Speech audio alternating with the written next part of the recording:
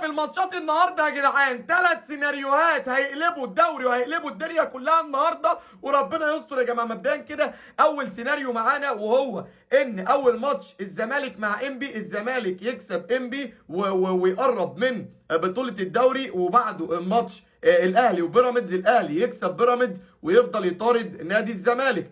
تاني سيناريو معانا وهو ان انبي تعمل مفاجاه وتتعادل مع الزمالك وتخسره نقطتين، وبعدها على طول النادي الاهلي يكسب بيراميدز ويقرب من الزمالك ويبقى الفارق نقطتين.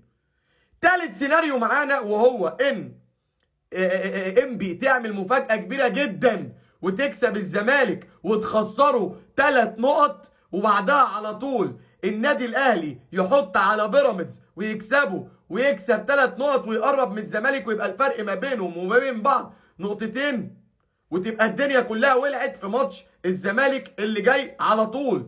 كل الناس يقولوا في الكومنتات يا جماعه انهي سيناريو اللي هيحصل، وتتمنى واحد السيناريو الاول ولا السيناريو الثاني ولا السيناريو لا، ده في سيناريو رابع انت ما قلتوش. ايه هو؟ ان انبي يكسب او يتعادل وبيراميدز يكسب او يتعادل.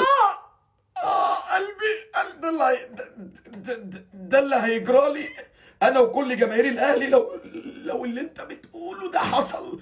قلبي هيقف لو اللي انت يعني ايه اللي الزمالك يخسر او يتعادل من انبي، والاهلي يخسر او يتعادل من بيراميدز. كل الناس يقولوا في الكومنتات يا جماعه انهي السيناريو اللي هيحصل، الاول ولا الثاني ولا الثالث ولا اللي بيقول عليه وقعت بجد والله.